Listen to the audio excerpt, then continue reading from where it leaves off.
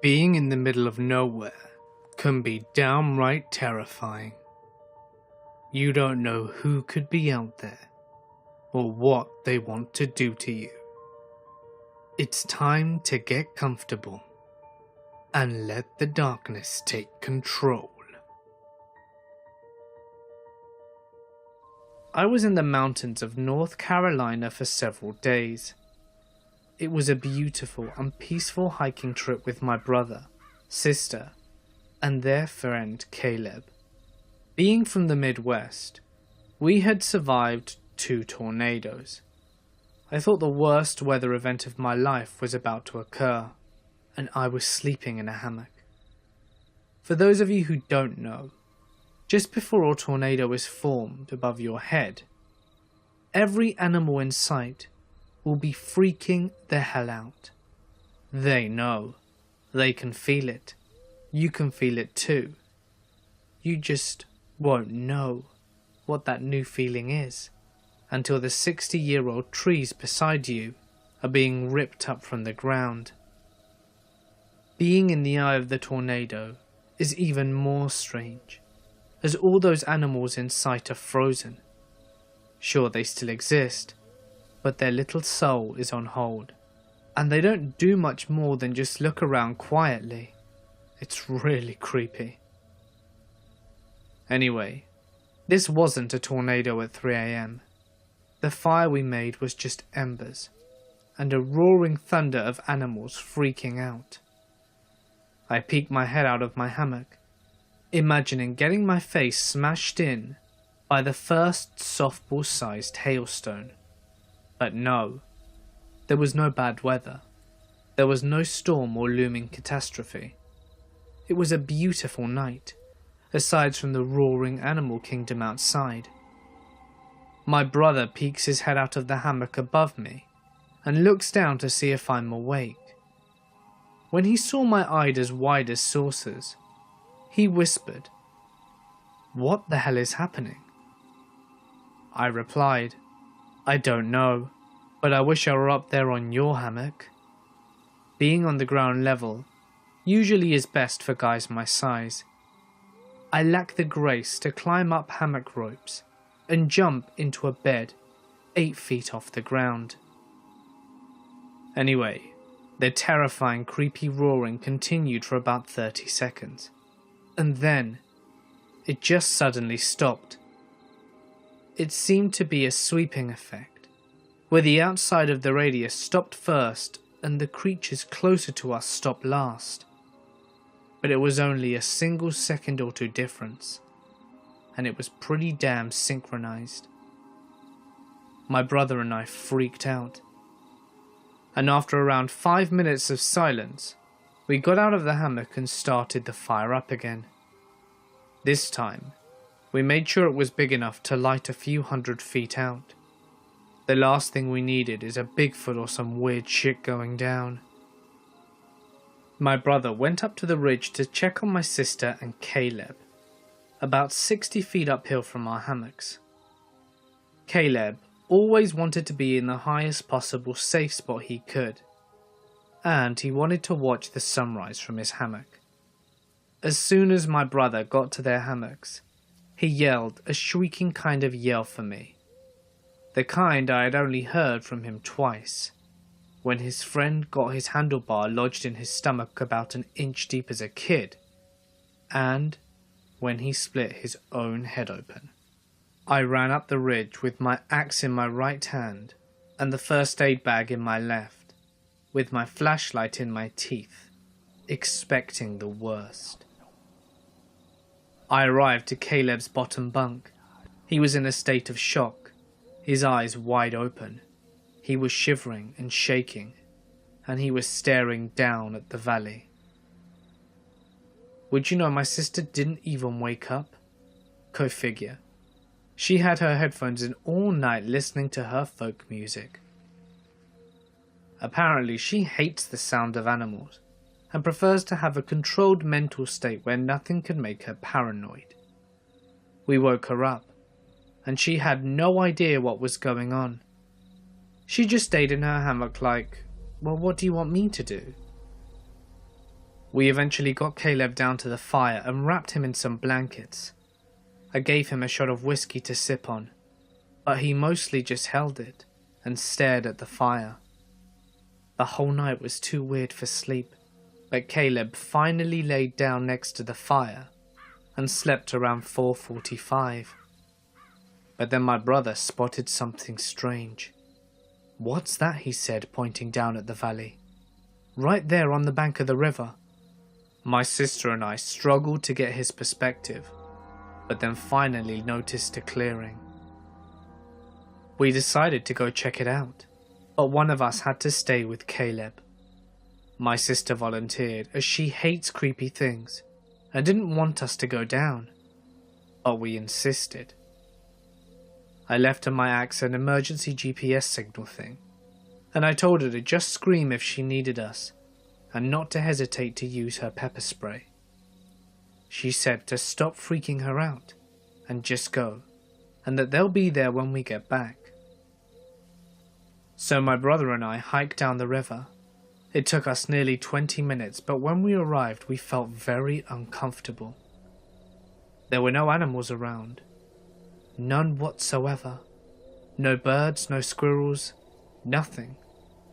The clearing on the riverbank was about 100 yards upstream. We took the higher side of the bank to keep our distance. I didn't think either of us would actually expect anything to go down, but we wanted to remain cautious. We were around 50 yards away, at a slight elevation to the clearing. We pulled out our phones to take a picture, but our phones were dead. Mine is known to die, but I have an external battery pack that attaches to my OtterBox that I know was fully charged. My brother's phone is always reliable and usually attached to his portable solar panel charger that he keeps on the outside of his bag. His shit was dead too. Both of us tried to hold down our power buttons, not believing that they were really dead. But when we realized that they were definitely not going to turn on, we both got that paranoid look on our faces. We decided to leave, but not before carefully studying the clearing for a few seconds. It was about 100 feet across, and the shape of a triangle. All the bushes and plants that grew alongside the river were all flattened down, and even some mature azalea bushes that typically stand between 6 and 8 feet tall were eerily laying flat. It's as if everything in that triangle shape had bent down, as close to the ground as it could get. Nothing appeared broken, but appeared as if it had grown along the earth instead of growing up towards the sun. It was weird as shit, and only in the triangle area. When we got back to camp, Caleb was awake. My sister had a weird look on her face, and Caleb was totally normal. "Hey bro, you alright?" my brother asked. Caleb just casually answered, "Yeah man, doing well. Missed the sunrise, but I guess I need the sleep." We just looked at him concerned like, what the hell? He was eating a breakfast bar and heating up coffee over the fire. We sat down across from him, and I asked him, "So, hey, do you remember that shit last night?" He looked at me puzzled. My brother added, "You know, when all the animals freaked out and we found you." He just looked so confused. But my sister said, "Caleb, stop playing." "What are you talking about?" he said. My brother chimed in, "Bro, you were messed up all night." Caleb laughed and responded, "Yeah, I figured it had to be me, because I never sleep next to the fire all wrapped up in blankets. Not after getting that bug in my ear that one time, lol." We continued to ask him questions, but he had no memory whatsoever. As far as he was concerned, he had a few too many drinks and slept next to the fire. We told him our story, and each of us agreed that he had no recollection. We told him about the spot next to the river, and how our phones wouldn't turn on. We pulled our phones out to show him, and they were already on. My brother had around 67% and mine had around 41%. We got the creeps real quick. We decided to pack up camp and get away from that spot. But before we did a final sweep, Caleb asked, "Have you guys seen my camera?" He had a nice Sony DSLR with a nice lens, and that shit was gone. The weirdest part is that he slept with it in his hammock every single time he goes camping, and we've never seen it not on his body. He even specifically remembers taking it to bed and tucking it into its bag and putting the lens in its sleeve. It's like a ritual for him, and he takes super good care of his belongings. We searched around the ridge and all around the fire and in between the two spots. There was nothing to be found. Caleb even went down to the ridge a bit towards the river, in case it had fallen out and rolled down the hill, but it was gone. We had to leave, and my siblings and I agreed to pitch him to get him a new one if he would just get out of there. About 3 miles and 1 hour later, my brother turned to me on the trail and said, "Do you think he tried to take a picture of some shit he wasn't supposed to see?" And the creepiest feeling swept over me, and I replied, "Bro, let's just forget about how messed up he was and get the hell away from there." He nodded in agreement. It's been about a year now, and we haven't seen or heard from Caleb in over 8 months. No one has. I'm an archaeologist, and a few years back, we were doing a massive survey in the middle of nowhere in the interior of BC. All of the crew had gone home and it was just my boss and myself left for a few days to follow up and confirm some coordinates and finish some mapping. We head out from the motel about an hour or so into the bush. We're in the middle of nowhere along deactivated logging roads. The closest town is literally miles away. We hike out to this one area that we had found some stuff in a few weeks previously. Now, for some reason, the whole area just felt wrong. I don't know how to describe it really. So anyway, we get down to business, and about 15 minutes after being hunched over mapping, there's this weird defining whomp sound. I could actually feel the pressure in my ears.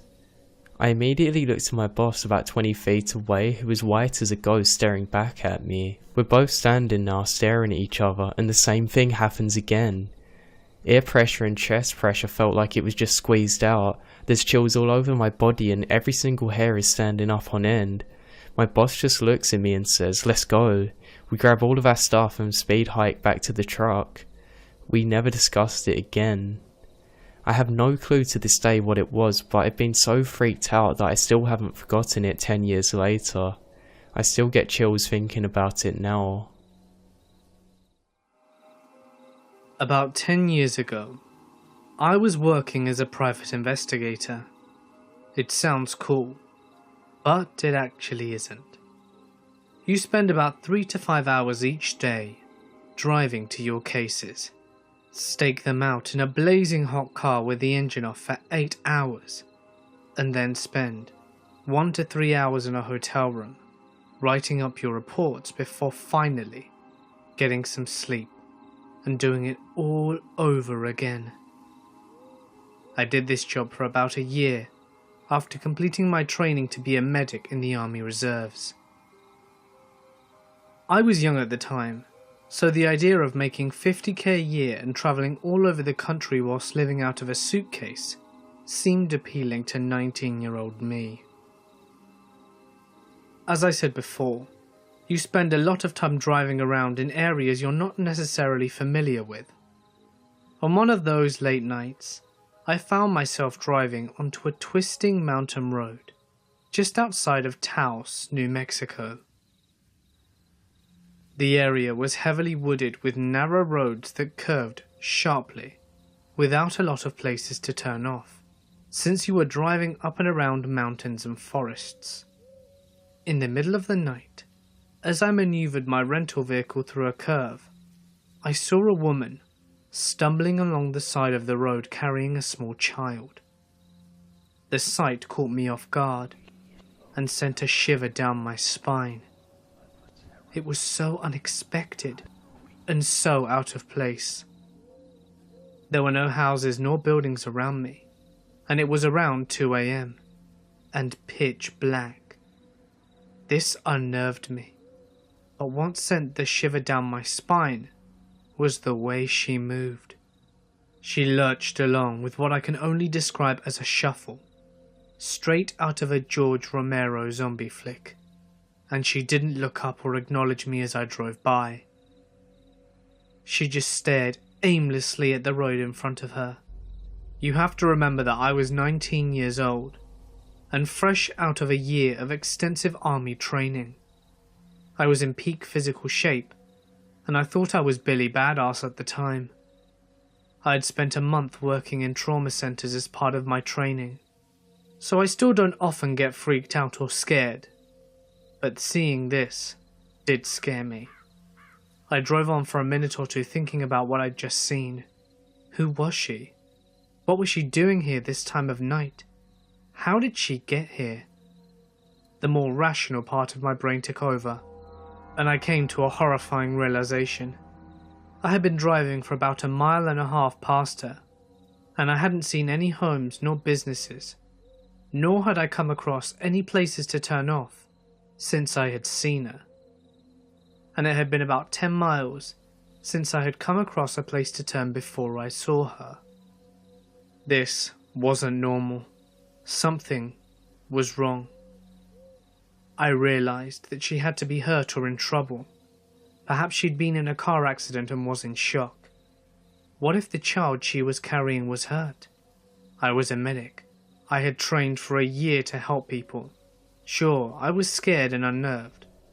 But how would I feel if they later died of exposure out on the mountain, and I was too much of a coward to go back and help?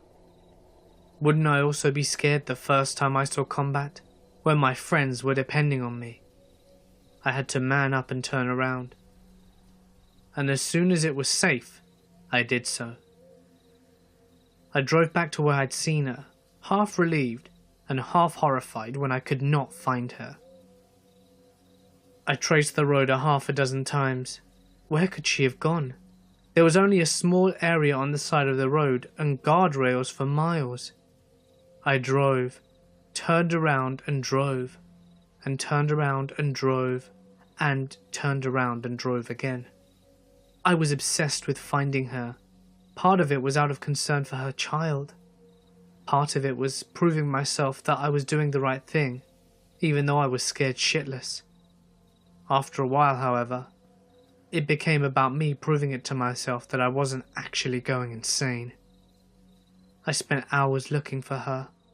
Eventually I stopped my car and started walking along the road, looking for any signs of her or any disturbance on the mountain to indicate that a vehicle had crashed off the road and down a mountain. I walked that entire 3-mile stretch of road in pitch black with a flashlight, at times yelling like a madman, listening to every twig and echo with bated breath. I didn't even care about my deadline or my next case.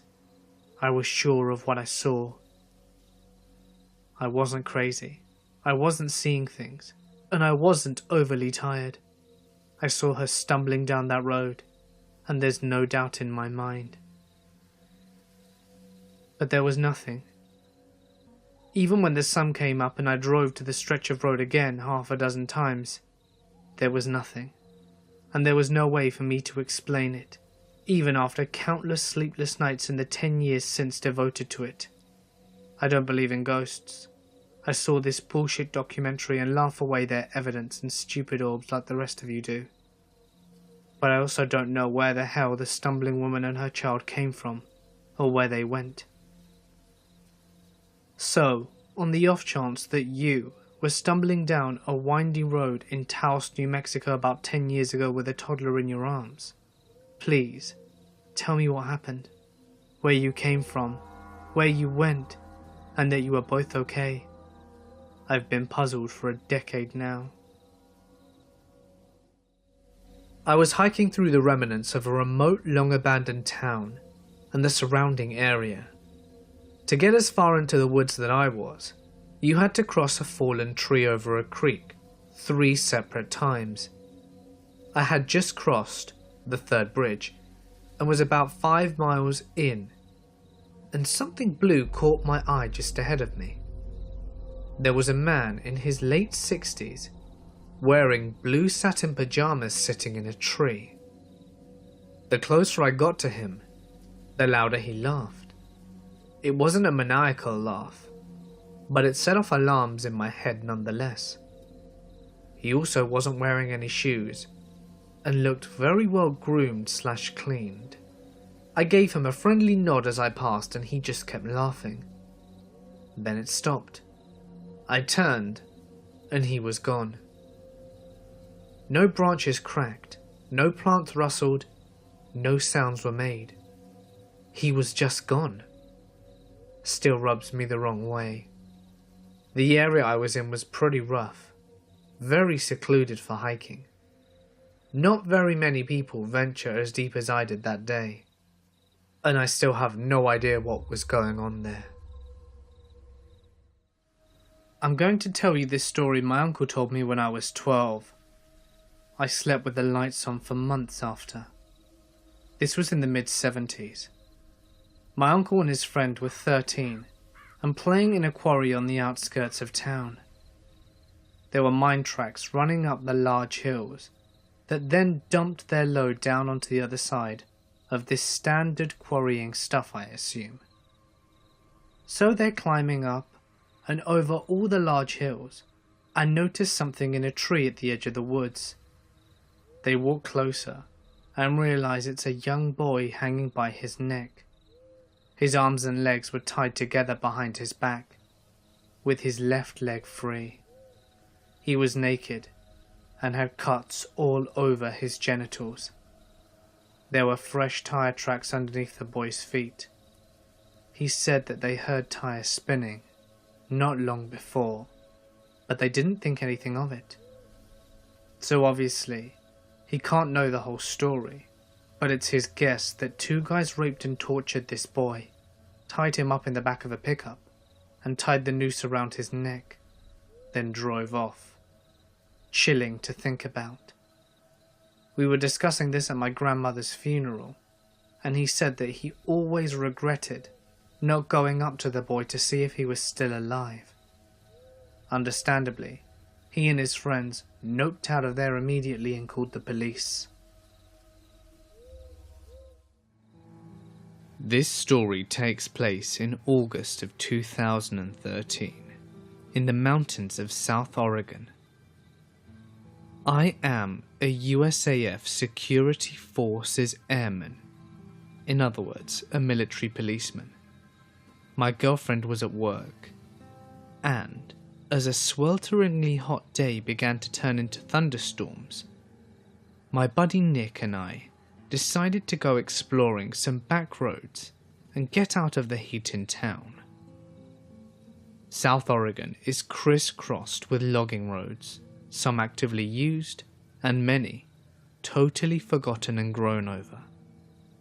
Nick and I spent many of our days searching on roads that we knew, finding roads that we did not, and driving for hours into the mountains, eventually navigating back to paved roads.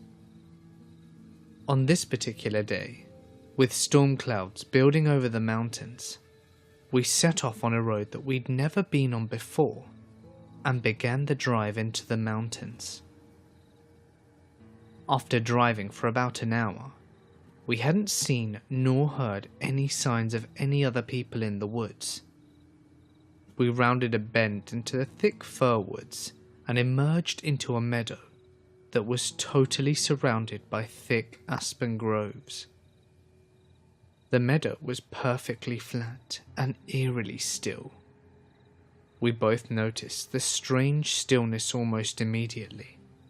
No birds, hardly any insect noises, no squirrels, and certainly no other people.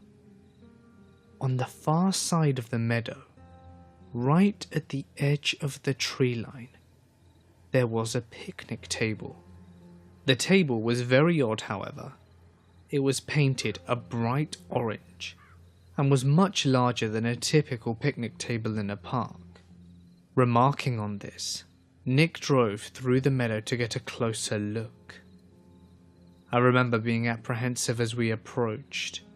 The whole scenario was exceptionally strange. The overall silence of the aspen grove was unsettling. Also, it was nearly impossible to see far into the trees, as aspens grow extremely close together. When we parked by the table, I hopped out the passenger seat of the truck to check it out. I'm not very tall, only about 5'5", but regardless, the table was ridiculously oversized and practically unusable. The seats were nearly at chest level, meaning I would have to climb up to even sit on them. As I was looking at the table, Nick called me over to the truck, and I noticed that he was looking back into the aspens. At first, I couldn't see what he was looking at, but then I noticed a splash of colour that was completely out of place in the thick trees. A small, one-man tent was set back in the trees, about 50 feet away from this strange table. I had an initial feeling of dread hit me, and felt certain that there was someone in that tent, and if we could see the tent, they could undoubtedly see us. There were no campgrounds in the area, no people, no main roads for miles. Surely someone camping so remote would be, well, at the very least, a strange person. However, as we observed the tent, we didn't see any movement, nor hear any strange sounds coming from it. Nick suggested that I call out. I didn't want to, but I did. "Hey, anyone in there?" There was no reply. Feeling completely on edge, Nick and I thought about driving away and leaving this strange area. But we began to fear the worst. What if there was a body in that tent? What if somebody had gotten kidnapped? Foolish, I know, but we thought it just the same. After some debate, we decided to have Nick turn the truck around to drive away from the campsite, should there be any need to leave in a hurry. He would be waiting at the wheel, my heart pounding. I started walking through the trees towards the tent. I was totally keyed up, with my senses on full alert. When I reached the campsite, several things struck me as odd.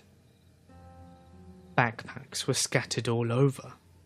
No fire had been built, and no wood collected. The tent, oh the tent, it was literally full of backpacks and women's clothing. Full of dread, I turned to leave to tell Nick what I had seen. As soon as I left, I heard Nick begin to yell, "Let's go, let's get out of here!" Not knowing what he was yelling about, I ran back to the truck. When I broke out of the trees, I saw a beat-up old Ford Taurus on the road, blocking us from leaving the meadow. I immediately leapt into the passenger seat, and Nick floored the gas pedal. The car was occupied by 2 men, and the third person was laying against the window of the back seat. As we drove across the meadow, the driver attempted to block us from the road, but Nick drove around them and accelerated the way that we'd come from.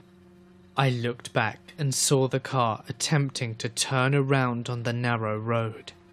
Nick drove like a madman, and though I was honestly terrified that they would catch up, we hit the highway without seeing the car again. I still don't know if the person in the back was male or female. I called the state police and they promised to send a trooper out to check the scene. I received a call the next day from the trooper, stating that the campsite and the backpacks and all the women's clothing was gone, though he could tell that people had been in the area. The strange table was still by the thick aspen grove, and I have not returned to the area and do not have any intention of doing so again. So as a kid around 11 or 12, I had the world on my fucking plate. We had these woods around us that I never ever came close to finding the edge of. I would wake up in the morning, early, when school was out, and my friend Alex and I would spend the whole day out mucking around those woods. We would pack sandwiches and sodas and just go nuts. Play army and war, cowboys and Indians, you name it. This being the 80s, and Alex and I being smart enough kids, my parents had no problem with this, and enjoyed taking us to the army surplus store to buy stuff like MREs and survival knives and camping gear. It was pretty regular that we would be allowed to stay out overnight, if my dad was there to help us set up camp close to the property. So not on an overnight, but out and about one day, we found a tree house in a part of the woods we had never been to before. Probably about a 2-hour trek from the edge of the neighborhood. Maybe 2 miles or 3. It was hilly and rocky. Seriously a kid's dream. This treehouse was probably 30 feet off the ground, but it looked solid. We were so stoked to find our new castle. We hightailed it back home to get some rope, and my pop takes us down to the surplus store. And over dinner, Alex and I can't shut up about it. Next day comes and we hike out at almost dawn.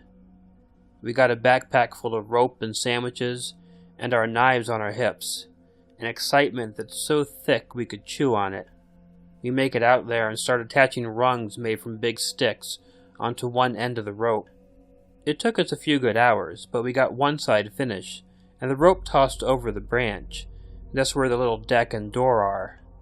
We finally climbed up, and are sitting on the deck looking out, and rock, paper, scissors for who gets to go in first.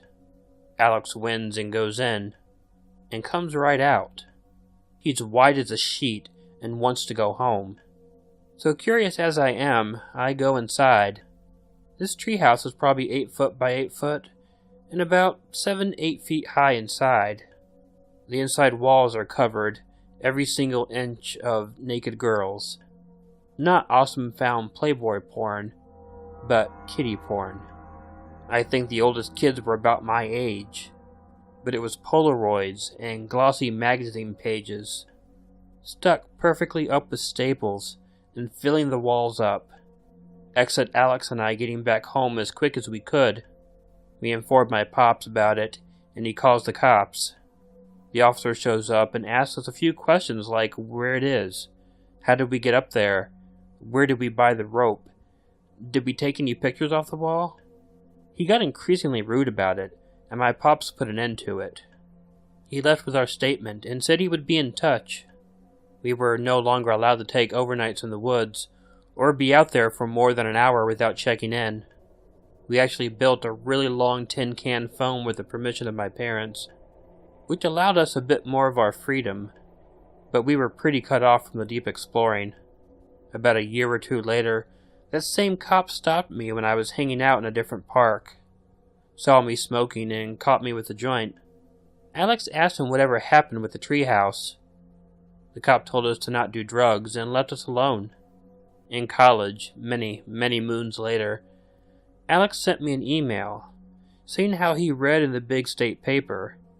Towns that are, say, the county seat have their own papers, but the capital city has the big paper. That the officer shot himself with his service revolver after his wife found out he was circulating kiddie porn. So it comes to my mind like it came to Alex's that we had found his little CP stash cave. And the creepy part came a few months later when Alex sent me another email saying that he went to the estate auction and one of the items for sale was a rope ladder with a bag. Creepiest story I found in the woods I have, folks. Still grosses me out and sends chills. I knew a guy that spent virtually his entire adult life homeless. He used to wander around all over the country and spent more than his fair share of nights sleeping in the woods with another homeless man who he befriended whilst out on the streets. One morning, he set off into the town early to fetch booze and cigarettes, whilst things were still quiet, and not many people were around. His buddies stayed behind in their particular spot of the forest, sleeping. These two guys weren't keen on being disturbed, so they typically went fairly deep into the woods, a good 2 or so hours walk from the town. It took him a good 4 hours to get to town, buy his stuff from the offie, and then lug it back to the spot where his friend was. When he finally returned, he found his friend burnt alive inside his charred sleeping bag. In the 4-hour window that he'd been left to get booze, his friend had been attacked while sleeping in his sleeping bag and was set aflame by someone in the middle of the woods. On a 2-week solo backpacking trip, I had 4 days in seclusion between ranger station check-ins. On the first day of the seclusion, I felt like I was being stalked. I lay in my tent that night, and I could hear what sounded like footsteps around my camp, but nothing came close. In the morning, I checked all around and found no evidence of footprints or having any wildlife around me. I broke down camp and took off trying to put it behind me. The second night was the same thing. I grew so paranoid that when I couldn't hike during the day, I would go over rocks and walk through streams. Anything to try and break the trail so that I couldn't be tracked. I'd go around a blind turn and then sit there for an hour, waiting to see if anything would come up behind me. At night I couldn't sleep for more than 10 or 15 minutes before waking up. Finally I got to the ranger station check-in and told them what I had been experiencing. I went and set up camp as close to the station as I could, and later the rangers offered me to sleep on their couch for comfort, as I could actually sleep. I accepted and stayed the night indoors. I walked out to my camp in the morning, and it had been destroyed. My tent was cut on the sides, sleeping bag ripped apart and turned inside out. The rangers came to report it, took pictures of everything, and I ended up getting one of the rangers to give me a ride back to base camp, so that I could go home the next day. Not sure what was stalking me, but it scares me shitless to this day.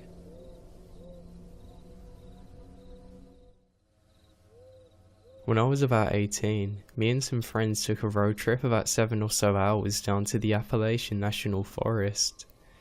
We were all going to do a little car camping and drink some beers. 18-year-old stuff. As such, we didn't want to be bothered by any national park rangers, so we drove way deep into the woods. So eventually we do get there, set up camp and had some natty lights. And me and a guy decided to go and do a little exploring, so we walked about 100 yards from our site back to the main road. We saw another patch directly across from us. We started walking towards it. Now immediately, we started seeing signs that somebody had lived there for a while. There were big bags of trash, stuff like that. Should have been a huge red flag to turn back, but, we're 18. Eventually, we do manage to reach the site. There's an older white guy who's living out of his van. There's clothing lines strung up all around and coolers placed around it. There's also a big gorgeous dog. I think maybe it's a golden retriever. We tried to back out, but the guy sees us and begins talking to us. To be honest, the guy was friendly enough. He asked us where we're from and things like that. Nothing was too odd at first. He then tells us about some cool spots to check out in the park. We end up chatting for about 10 minutes and going our separate ways. I started to think about how odd it was that this guy had given us directions in step counts and not yards or miles. He was always off balance, not stumbling drunk, but he seemed like he was walking on a balancing beam. He was always swaying side to side. Oh, and he was super excited to talk about the national parks and forests where we're from. Okay, now fast forward 2 months. Camping's over and we pack our tents. Same buddy calls me late at night and tells me to turn on the TV and put the news on. I did oblige. I then see an old dude with a van. You can see exactly where this is heading, but at the time, I didn't. I was just annoyed that my friend had woken me up. No watch. And then I see the gold retriever and it all clicks to me. What the hell? That man's name was Gary Michael Hilton, convicted of at least 4 murders. He actually took one of his victims on the same Appalachian trail we're on, only a few weeks after we left. I used to work security, and several years ago I was assigned to a remote construction site where a summer camp was being built. It was quite literally in the middle of the woods, roughly 4 or 5 miles into the forest, with only a single access road that they'd been using to haul equipment and supplies and such. My job was to provide overnight security, doing a foot patrol of the entire area. The patrol covered around 2 miles, roughly once every hour, and then going back to my post, which was a tiny wooden shack not much bigger than a payphone booth to fill out my logs. Other than the occasional black bear, coyote or bobcat, it was a very boring assignment, with one exception. I was doing a routine patrol one night near the end of my shift, around 3 AM or so. I just passed the gate, where the access road enters the site, when I heard an extremely loud piercing scream that seemed to have come from a distance down the road. It sounded like a woman screaming in absolute terror, and at this point I need to clarify. I hear bobcats pretty often around my house, and encounter them occasionally whilst working in remote areas. They definitely have a distinctive and creepy scream, but there is absolutely no way that this scream was a bobcat. I immediately took off sprinting as fast as I could in that direction. I didn't hear anything else after the initial scream, but about a quarter of a mile down or so, I came upon a car parked just off the side of the road. There was no car in sight when I'd come through on my way to my shift, so it had to have been parked there fairly recently, not running and with no lights on, and no doors open nor anything. I called out to see if anyone was there, but got no reply. I looked around the general area and didn't see anything. Needless to say, I was pretty goddamn sketched out at this point. I ran back to my post and reported what I'd seen to the local police, since there wasn't really anything else I could do. Unfortunately, nothing ever came of it. I've never found out whose scream I heard or what caused it. The car was apparently owned by a guy who lived in the area, but I never heard why he was there. My supervisor suggested that maybe I'd heard a mountain lion or another animal screaming, but I've heard those animal sounds before, and although they're definitely freaky, there's no mistaking an honest-to-God human scream. I had to attend a family reunion a few years ago. Unfortunately, I really didn't have the money to fly, nor the money to stay in a hotel on the way. So my plan was to drive the entire way and sleep at rest areas in my car. It made sense to me, as it would ensure that I would be able to visit my relatives. It was a 3-day trip, so I would be sleeping in the car for at least 2 nights. I brought along some pillows and blankets so that I could curl up in the back seat. The first night came and went with no incident. I found a rest area and was able to just hang out in the parking lot. The second day of driving, however, had me going through the mountains. I had never made this trip before, so I wasn't sure if I would find a rest area. I drove for a very long time, and when my eyes were beginning to close, I figured I would just have to pull out on the side of the road to get a little rest.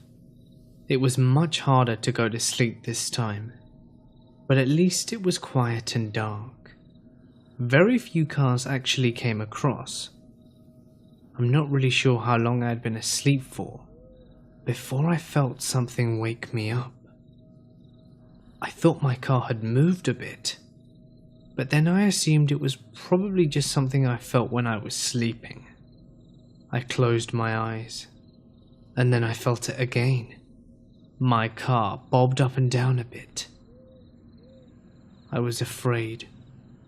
Peeking out from under the blankets, I caught sight of someone standing at the front of my car. He had his foot resting on the bumper, and it was he who was pushing it down with his foot, causing my car to bob. I was about to hide back under the blankets when I looked to the side window and saw a second person there peeking into the side window. I jumped, and when I did, I saw the first guy leave the front of the car and come around to the side window where I was. He viciously tried opening my door, which fortunately was locked, and then started banging on my window. I was completely freaked at this point and decided that the best thing to do would be get into the front seat and start to drive. Right before I started the car though, the first guy succeeded in busting in my window. I yelled, but then quickly pulled away. I have no clue why those guys were antagonizing me, but I did not stop driving until I got to the reunion, and I have never slept in my car again. This happened to myself and a close friend, both 23-year-old males, just last month. We decided to go on a 2-day backpacking camping trip in the Adirondack Mountains of New York. We are both very comfortable with nature and spend a lot of time camping, hunting, fishing, etc. We hiked about 5 miles into a small lake and set up camp on a small beach. This was not a heavily trafficked area, and we did not expect to run into anyone. Our first night there, as we were sitting around the fire, we saw a flashlight moving on the other side of the lake around 10:30. This was fairly unusual. However, we did not think too much of it.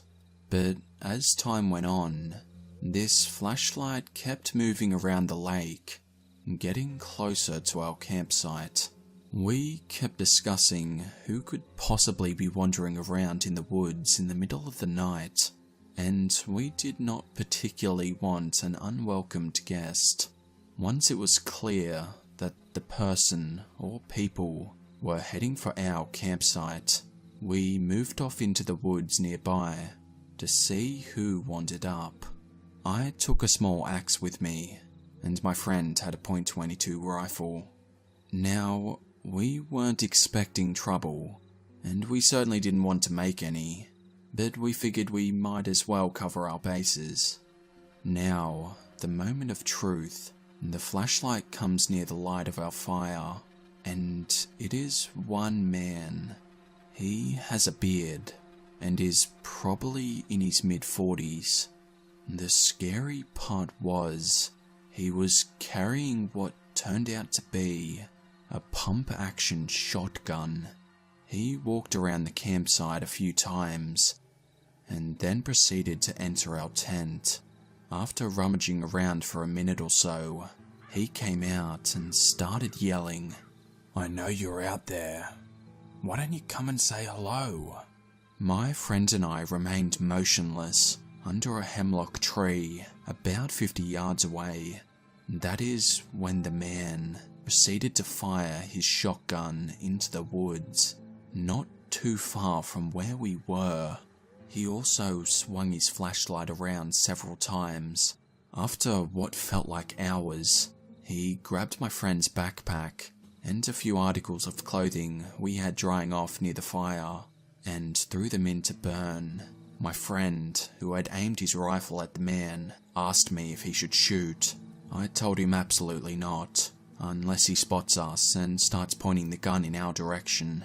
Thankfully, the man moved off from where we were after a little while. We waited until his flashlight was on the other side of the lake, ran out, grabbed everything we could fit in my pack, and took off. It was now around 2 or 3 a.m. We ran out of the trail with flashlights and made it back to my car as the sun was coming up. We immediately went to the police department and reported it, where we also spoke with some forest rangers. And that was it. I haven't heard anything back from the police. It wasn't mysterious. However, it creeps the hell out of both of us. A friend of mine and I were hiking through the woods. It was dark out, and we were beginning to head back towards home, when something came across the path by a fallen tree. It's hard to describe, but it looked like a man in a hooded cloak. It stood, and then slowly and silently moved to a tree and keeled. We couldn't see its face, but we got the feeling that we were being watched. We tried to shrug it off and keep moving. Further down the trail, we saw it again. Being in our early teens, we decided stupidly that we were going to get to the bottom of this. So we started after it, and it started charging. We screamed and it stopped, and then took off into the woods. Feeling brave again, I grabbed a big spear-shaped stick and took off after it. I ran for a bit through the woods until I could see the outline of it once more up ahead through the moonlight. I knelt and watched as another popped up beside it, then another, and then I heard moving to the side of me, realizing that whatever these things were, they had surrounded me. I quickly noped out of there in the direction I left my friend, so I know that sounds like the creepy part, but it gets weirder. My friend wasn't there when I'd left him. So I called out to him, and he responded a little away, followed by, "You've got to see this." So I followed his voice and came to a clearing. It was bright as hell, and floating around the clearing were legit balls of light, almost like the fairy fountains from The Legend of Zelda. These were pure white light, and we looked at each other, and then hightailed it back to the trail and went home. It was definitely the strangest and scariest thing I've ever witnessed. When I just turned 18, I figured it'd be best to move out on my own. It isn't like I had family problems or anything like that, I just really wanted to start my life as an adult. I'd often daydream about throwing crazy parties, being able to hook up without having to find a spot, and always having beer in the fridge, and basically just have a ridiculous amount of freedom. So, the summer after high school, I found this small apartment complex on the south side of town. It wasn't anything fancy. 5 apartments to a floor, 3 floors per building, and 7 buildings spaced out along a horseshoe-spaced road, with some woodland surrounding it.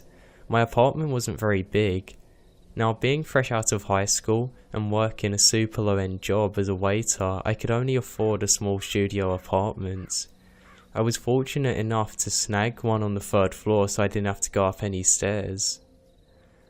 I planned on going to college, but as some people know, it doesn't always work out that way. After fall and semester started, I still hadn't enrolled. I started doing double shifts at my work to keep myself busy. Living alone in a studio apartment can really take a mental toll on somebody. Seriously, it can. Sitting around all day doing absolutely nothing, waiting to go to work and only really growing older. Not to mention, most of my friends ran off to schools out of state and I was the only one left behind. I'm not throwing any parties by myself or for myself. I'm just saying. Anyway, I'd work these doubles all day. They were roughly 10-hour shifts depending on how busy the restaurant was.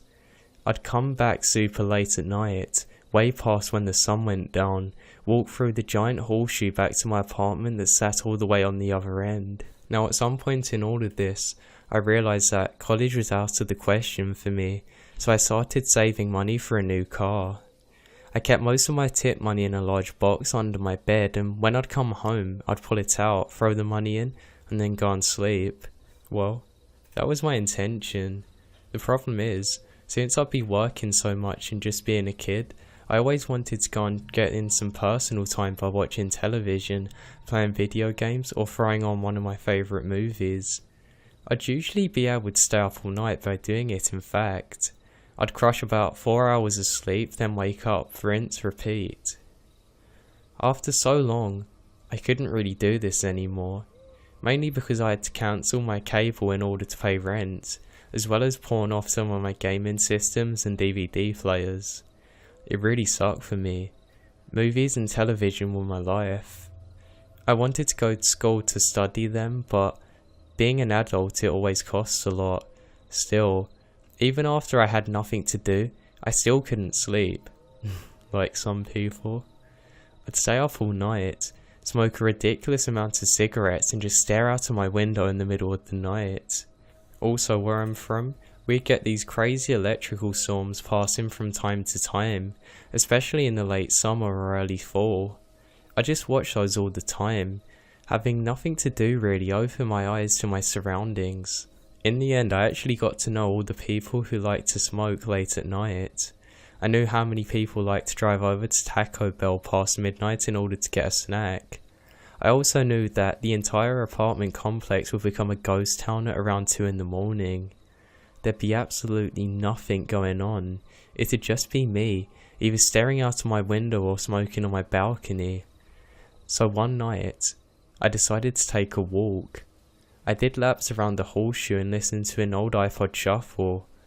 It was also very cold that night, so I wore an old hoodie that I had with the hood up. To be honest, I probably looked extremely suspicious, but honestly, I was just out for a walk. I followed this massive iron fence that wrapped around the entire apartment complex. I was heading back home when I came across something really weird. There was a gate, but it led off into the woods that surrounded the apartment complex. I found it rather weird. I mean, the place was gated, but there was no other place that had a gate on this side of the complex, not to mention that it obviously led to absolutely nowhere. It gave me chills to see that it was open. I just stared off into the harrowing darkness of the surrounding woodland. I hoped to see if anybody was out there, or maybe find somebody to talk to, just so I could forget about it. I didn't know what to do. I just kept moving. Luckily, I could see the gate from my apartment and decided to play a new game. Who opened the gate? After coming home from work, I placed my tips in the box, went to my window, and stared out and looked for the gate. I could see it from my apartment, luckily. It was just really hard to see. There wasn't any street lights around that damned thing, and honestly, it looked like there wasn't even anybody there. This time the gate was shut, and when it shut, it blended into the fence perfectly. Nobody could see it unless they were opening the thing, which I did. I didn't bother to tell anybody because I didn't think it was a big deal. To be honest, I thought somebody was going out there to smoke a bowl or do some weird stuff in the woods. Honestly, I didn't know. I didn't really care what was going on behind there, but I did need something to pass my hours. So I'm just sitting there on the balcony waiting for things to happen. It's now way past 2 AM.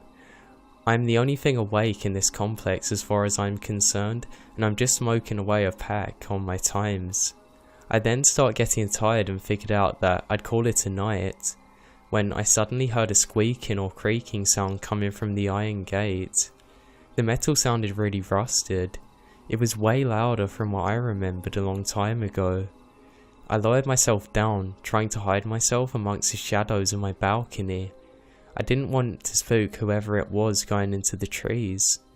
I squinted my eyes trying to get a good picture. I could then see a shadow moving among the darkness of the tree line, but I soon realised that whoever it was wasn't coming from the apartment complex. They were going in.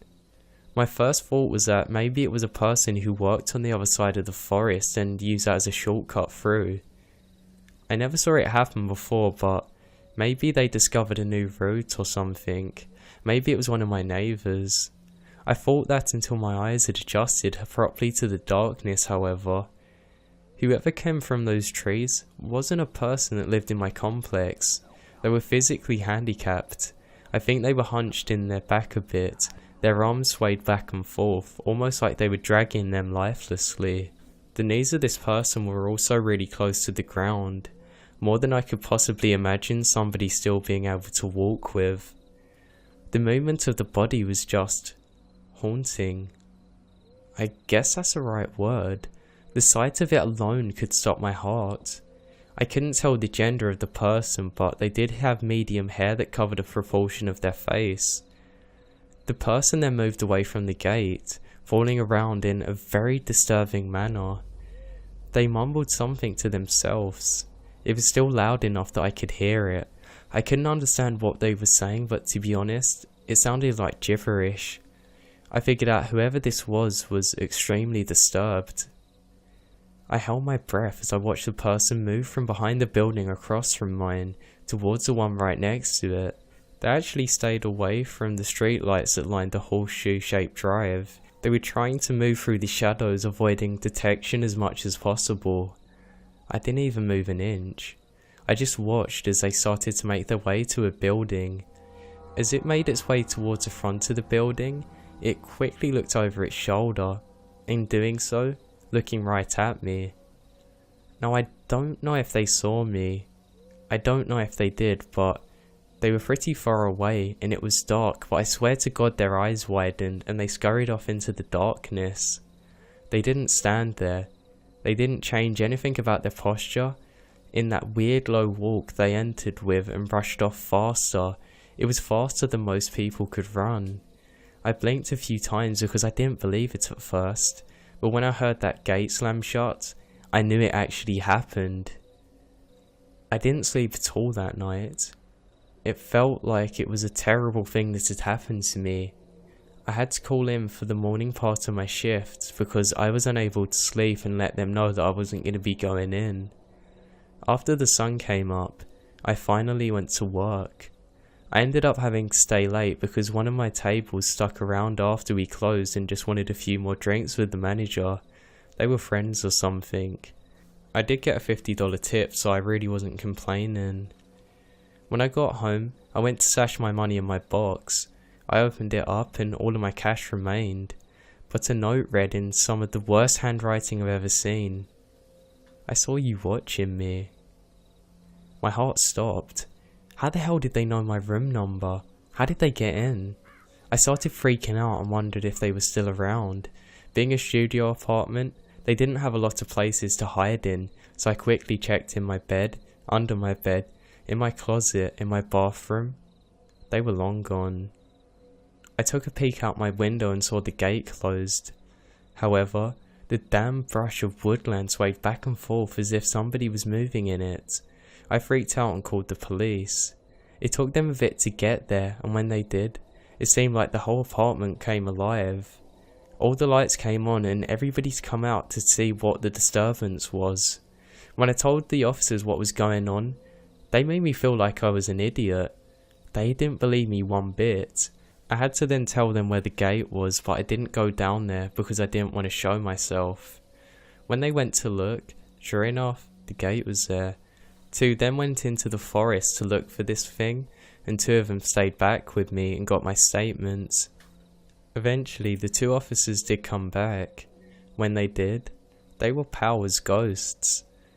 When one of the officers that stayed back with me to take my statement pressured them, they finally opened up. They said they didn't find anybody, but they did find a bunch of personal items hung up in various trees around the forest. They thought it was really weird and they began asking all my neighbours if they were missing anything. Then surely enough, people lined up to go and find that personal items of theirs were missing. Nothing of value. There were pictures inside frames, a hairbrush, books, things like that. Really odd things for somebody to steal. The people at the complex were creeped the hell out. I mean, I saw at least 5 moving trucks the next week. People just wanted to get out of there and I don't blame them. The owners of the complex came and sealed the gate using a blowtorch. Turns out, They had no idea that it was even there in the first place. They didn't put it in. I got out of Dodge when I had the chance. I didn't do my nightly routines anymore, but sure as hell I still couldn't sleep. I left all my lights on and paid my electricity bill and made sure of it. I still couldn't afford to live in that place for much longer anyway. I moved back to the north side of town in a smaller, cheaper apartment complex that wasn't surrounded by woodland. I still have nightmares about all of the things that happened to this day. I live in rural Ohio. One of my friends owns a nice barn and farmhouse out in the sticks, where the buses don't run and where there's absolutely no service. He doesn't actually live there. His family owns the house for shits and giggles. They're millionaires. We'd never ran there before, and it's a pretty scenic wood, so we decided that we'd give it a shot. He and I ran cross country, and our team went to state that year, so we were in really good shape. We get to his barn and plan on running 8 miles near a road and then through the woods. We have GPS watches, so we can make our own path and either turn back at 4 miles or make a looping path if we desire. About 2 miles off the road, we took a random gravelly road through the woods, and there was a hiking path, so we decided to take it. We live in the country, so it isn't really a big deal. We've done this sort of thing before. I've gotten lost in the woods a few times throughout my high school, but we've never done it here, and we were so far away from home. I didn't run with my glasses and I'm as blind as a bat. I'm making good pace when all of a sudden I smack into my friend. I look up and he's just standing there.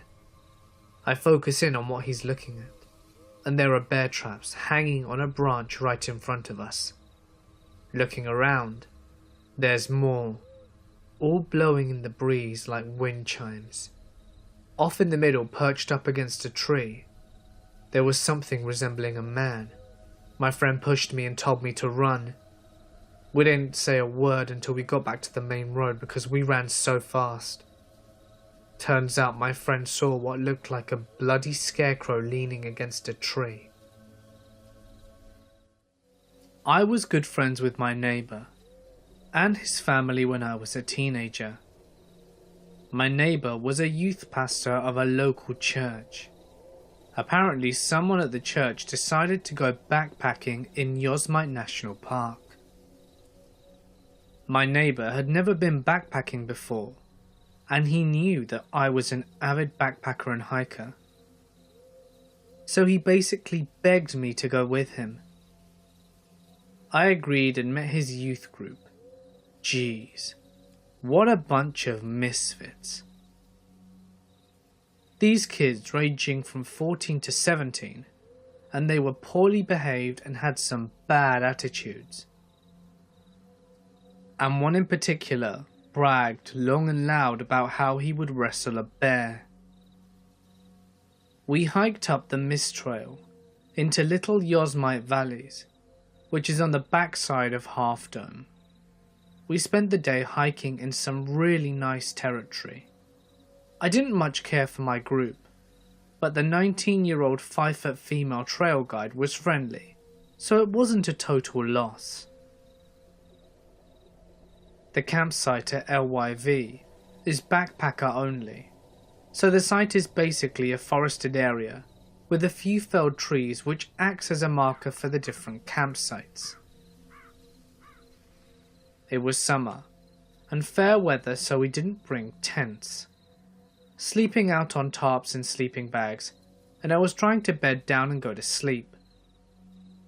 A couple of the punks in the group thought it would be funny to lob small sticks and stones at me, and I asked them to stop, but these punks just kept laughing and kept it up. It sufficiently pissed me off, and I vowed to get even. I waited until the chatter died off, and the sounds of deep sleep breathing grew around me. The forested campground was pitch black on a new moon night, and no campfires were allowed. All quiet, all around. The only differentiation between the blackness of the surroundings was the velvety purple of the night sky, blazing with 1,000,000 stars. I crept out of my sleeping bag and crawled on my hands and knees, carefully brushing the forest floor in front of me, clear of needles and twigs, which there were a lot of, so that as I moved I wouldn't make any sounds. I crawled over to the 2 punks who threw stones at me and found their hiking boots and tossed their boots into the bushes. Then crawled back to my sleeping bag silently and went to sleep with a grin on my face. Sleep came quickly after that.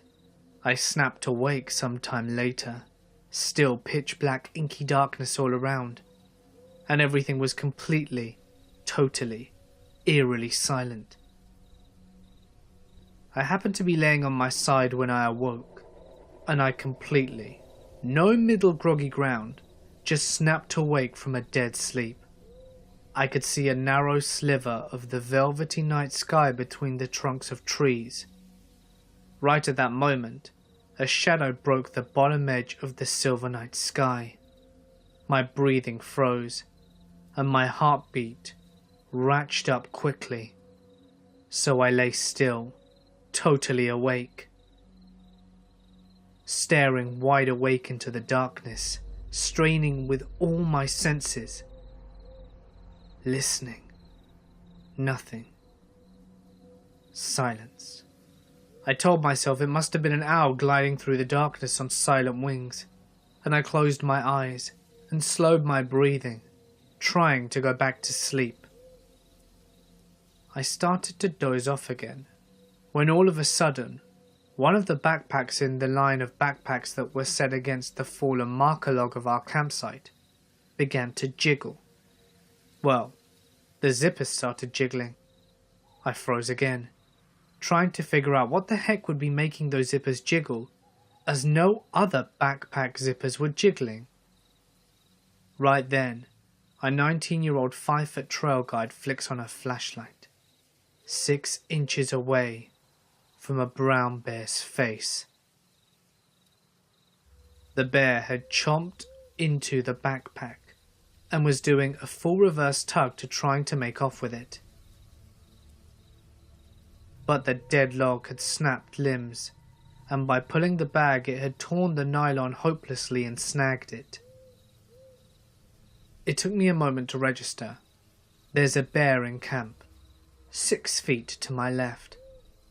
Our trail guide starts yelling at it and hitting it in the face with small stones that she scooped off the forest floor. This woke up the whole camp pretty quickly, and someone started blowing one of those ultrasonic whistles. The bear gave up and sprinted out of camp, dodging between tents and shaking its head as if it had bees in its ears. It didn't come back, and it turns out the punks who had been throwing stones at me whilst I was trying to get to sleep left a bag of trail mix in his backpack. Dumbass. I hate to talk about it, but I went there too, also alone. I was living in Tokyo a while, and went through this phase of checking out abandoned places, haunted places, and straight-up strange areas. It wasn't long until I was told of Oakigahara Forest. I made my way out there one spring day. I felt like I was being watched from the moment I stepped into the forest. The silence bothered me. There were no birds, no animals, no insect sounds, just an eerie silence. I didn't notice this until a slight wind rustled the trees at one point, and I realized it was the first thing I had heard in at least 40 minutes. I walked around for maybe 3 hours total. About an hour and a half in, I started to panic. This silence was deafening. I was convinced there were eyes watching me from all around. It felt like the forest was closing in on me, almost tunnel vision-like. I wasn't disorientated, but I felt unstable. I can't really explain it. I saw a tent. It was zipped. I didn't want to know what was inside. It was clear it had been there for a while, beaten by storms and blown around a little. There were pieces of clothing I saw here and there. A shoe, a jacket, a hat, all extremely dirty and untouched. The image burned into my brain is a note nailed to a tree which said, "I'm sorry," in Japanese. And that was all. I couldn't walk back to the car park quick enough. The whole way thinking this was a terrible idea. The whole way feeling like something was walking one step behind me, almost pushing me out of the forest. Just like the OP, I deleted all my photos. I never want to see that place again. Bad juju among those trees. That was 9 years ago. Sometimes I dream of it. It's always a nightmare. I live in a compound by myself. I know it sounds wacko, but it's really my tiny home. Workshop, and a couple of other buildings for food, equipment and storage, and a guest room. One bad snowstorm knocked my area OOC, so I decided to hunker in for the long haul. I spent almost 2 weeks without leaving. 3 days in, I get woken up by a knock at the door. I get up to answer it, and halfway there I realise that the only way this guy could knock on my door is if he broke the lock. So I grab my shotgun and ask him through the door who he is and what he wants. The guy says nothing and keeps banging. I go out the back door and sneak around the front, and I see a man who's on the ground, covered in blood and shouting for help. Turns out he was driving and crashed and dragged himself 5 miles down the road until he came to my place. By then, he realised that I forgot to lock the bottom part of my gate and weaseled in.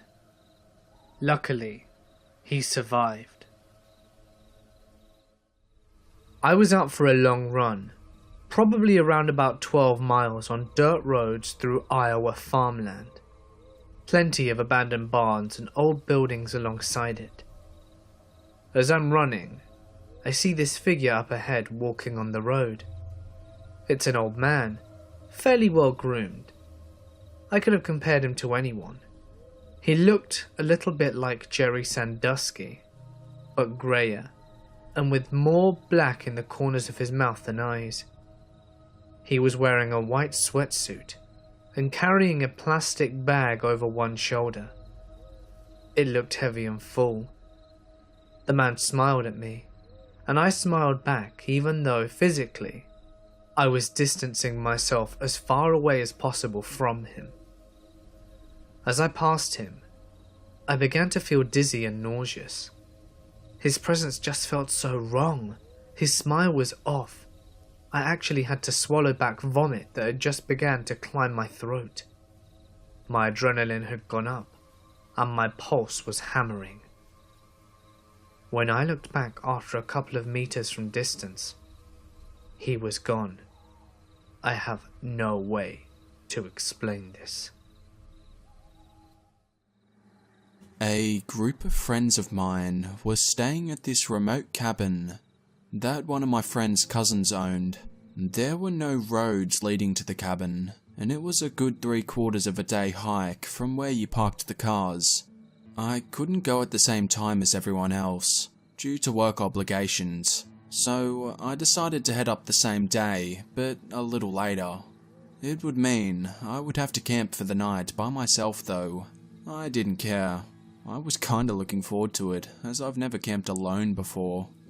So, I was in the middle of these woods when the sun went down.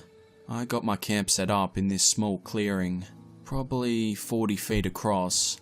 I get my campfire going and pitch my small, one-person tent, doing all that camping stuff like cooking hot dogs on a stick over the fire, and s'mores as well. I probably stay up for a good 2 to 3 hours after dark, and the entire time, I swear I heard shit moving in the woods on the edge of the clearing. I didn't think anything of it at first, because the woods are full of animals, but as the night went on, I realized that whatever it was just circling the clearing over and over. Once I started paying attention to it, it made 4 or 5 laps around before I decided to get up and investigate. The noise stopped as soon as I stood up, and I thought I heard some sound going away through the woods. I just shrugged it off, thinking it was some fox that got curious and then got scared when I stood up. I decided it's time to sleep. I doused the fire and climbed into my tent. I start to doze off and stay in that half asleep, half awake state for a while. I normally hear weird shit when I'm in this state, so I don't think much of it when I hear a voice. Something wakes me all the way up though, and I realize the voice is real and right outside my tent. It's just above a whisper, and I'm not sure if it was another language or if they were just speaking English in such a way that I couldn't understand. I lay there for some time, I don't know how long, listening and waiting for something to happen. There is just enough moonlight to light up the walls of the tent, so I can see when a hand presses into the wall of my tent, down near my foot. This freaks me out, and I sit up quickly. Whoever was outside of the tent tore us out of there, like running full sprint through the woods. I get out of the tent and shine my flashlight around and see nothing. I was expecting there to be a bloody handprint on the tent, but nope. Didn't sleep that night. Packed up camp at first light that morning and booked it to the cabin. I was in a small bush plane a while ago for a pretty routine and recreational flight. A longer one. We flew way out of radio range of anything, and there was nothing on the radio at all. Not on any channel. Good weather, but nobody in the air or on the ground in the area, due to how remote and difficult it was to get to, and due to it being a small area population-wise as well. Very few people had a plane, and therefore, it never happened that 2 people with planes were in the same area at once. This is because every pilot knew each other, and we always discussed our flight plans for the future. Completely alone, myself and the pilot, and even though there was the roar of the engine, it was pretty peaceful. The landscape was breathtaking below us, and the sun shone beautifully off the trees. Bored, I scrolled the radio channels receiving only static or nothing, and then it happened. The radio cut out and shut off. Not like no audio, like off, no power, dead. Unsettling as it was, I chalked it up to equipment failure and turned back to the sky. After around 10 seconds, the radio powers on. After around 10 seconds, the radio powers on by itself.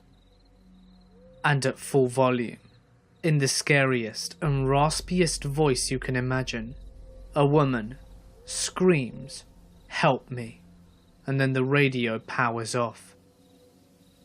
That shit was as clear as day. The damn sending radio might as well have been in the back seat of the plane. That's how well the signal was picked up. Not a spit of static. Freaked out, I looked at the pilot and said, "What the hell was that?" And he said, "Dude, I have absolutely no idea. Check the radio." We were simultaneously scanning the ground for signs of life. The signal must have originated somewhere close. So I begin to examine the radio, turn the dial off and on. It powers up and goes back to what it was before, picking up very staticky signals from another pilot further off. A few minutes later, those signals sound a bit better, and my pilot radios the other and asks about the transmission we heard. Apparently they heard nothing. Later that week, the pilots went for beers, and my pilot that day asked them all if they had heard something, but they all said nothing. 2 days later, a woman was found dead in the wilderness after breaking her leg whilst hiking and starving to death. She did not have a radio with her near her setup, which was close to where they think she broke her leg, as the wound would not have let her walk that well, and the terrain was poor for hiking anyway. We never did find the source, but I try not to think about that day, and I no longer fiddle with the radio anymore when I do flying.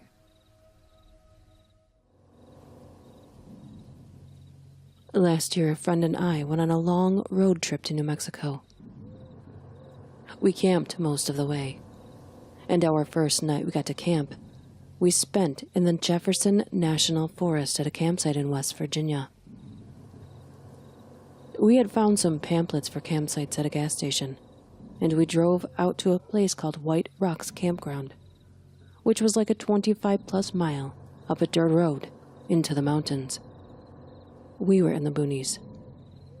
On our way in, we saw no cars, except for one truck that was behind us for maybe 15 minutes, but then turned down another road. We passed a huge coal factory with a sign that had said 62 days since an on-site incident. The only people we saw on our drive were standing on the side of the dirt road, huddled around a plastic bin that was on fire. It was all so odd, but we were so excited about camping and being on this trip, we were just laughing about how weird it was, instead of not being worried about having no cell phone reception or being so deep into the mountains. We finally get to the campground, and it's completely empty. Not a single car or person to be seen, and the campground had about 30 sites. We drove around all of them trying to spot anyone, but when we realized it was just us, we picked a random site and decided to just stick it out. We got out of the car and stood there and just listened. The silence was startling. I love being in the woods.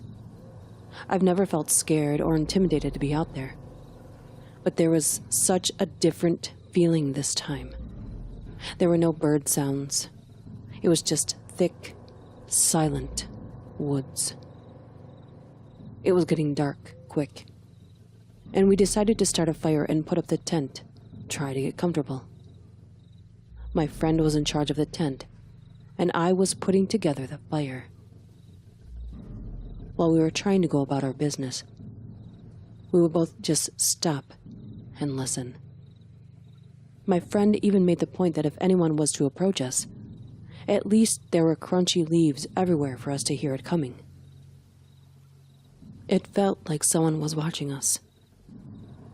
It was the first time in my life I've understood what that feeling is. I had goosebumps. I wanted to leave, but I kept my cool for my friend. The fire is started. The tent is up, and the sleeping bags are ready. The sun was set. Sitting around the fire together, the darkness seemed to close in on us now. It felt suffocating. My friend brought out a book to read aloud and made us feel more comfortable. While she was reading, I grabbed my headlamp and would occasionally turn it on and look around me. I had the feeling since we pulled into the campsite that someone was there in the woods. Pitch black, and our fire was a beacon. We decided to go to sleep, but that we would pack up early in the morning and get the fuck out of here. We put out the fire, and I decided to grab the one knife we had on us that was still in the car, and kept it beside me in the tent. After getting into our sleeping bags, my friend pulls out her cell phone to see if she had any reception. Nothing. She tried to dial her boyfriend just in case, and I remember saying out loud, "We have no reception out here, it won't work." We laid there in the silence, repeatedly watching her phone trying to dial out and then disconnect. Suddenly, about 20 feet off to the left of our tent, footsteps. These weren't footsteps that quietly built up. These were footsteps like someone had been standing behind the tree near our tent and started walking toward us. The crunchy leaves were doing their job. We froze. We just stared at each other, eyes wide.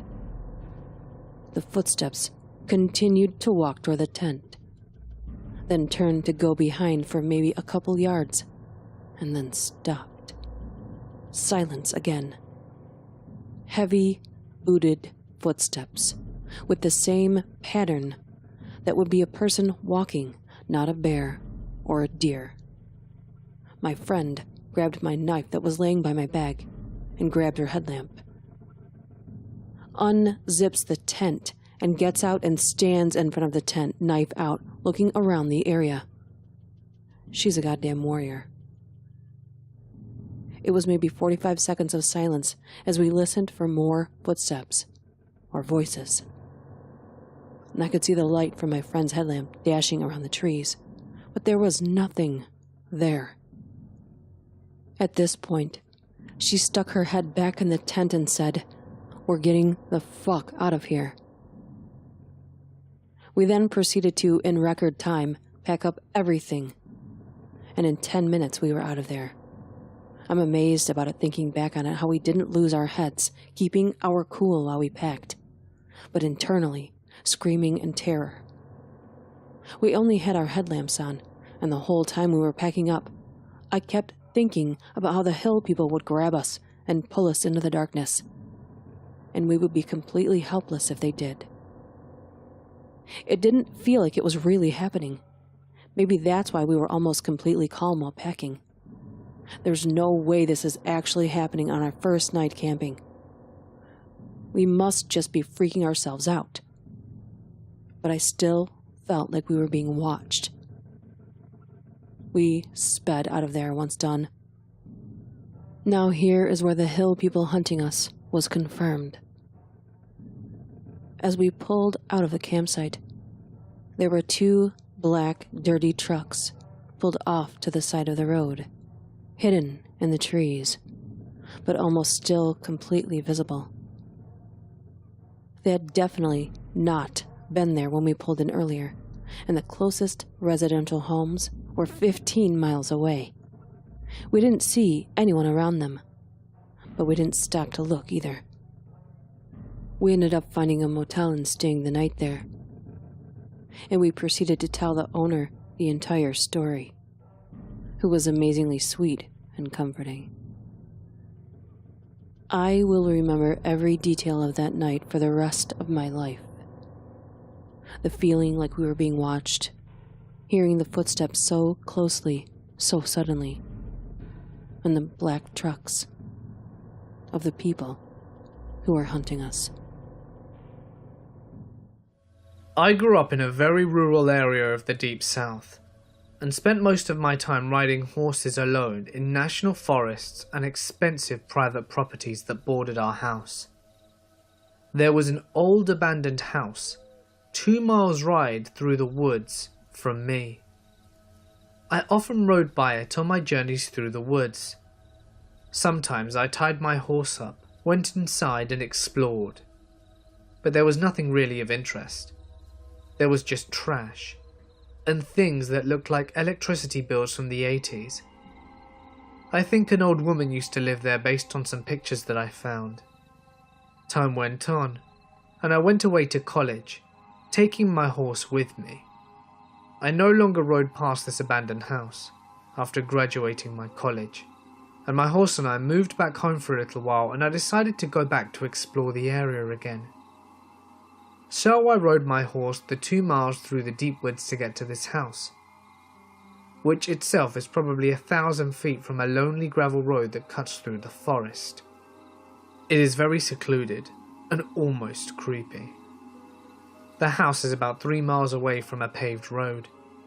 I am less brave than I used to be, so when I entered the house I felt out of place and slightly scared. But I used my cell phone light to explore the rooms anyway. A lot was just as I remembered, but right as I was about to leave, I found half a skeletal calf in the corner of the entry room. I have no idea how the calf got shut inside a building.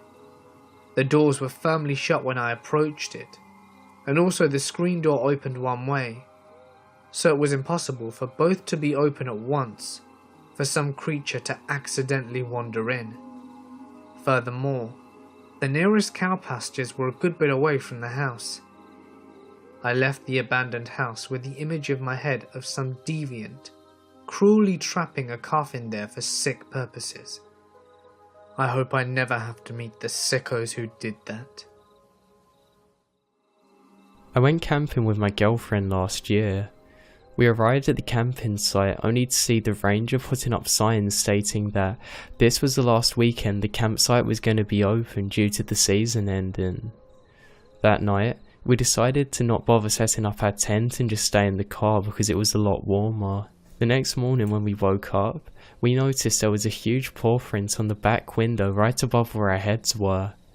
Thankfully, we didn't have any food in the car, but it was still creepy as hell finding a bear print. Hey guys, it's Mort here, and thank you so much for listening.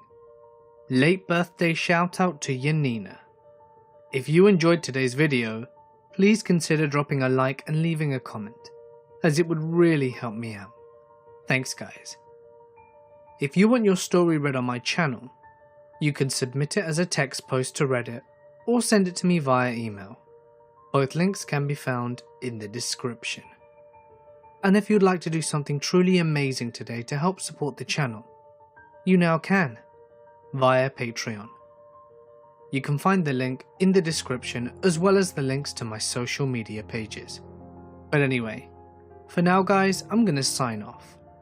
Stay awesome, and I'll see you in the next one.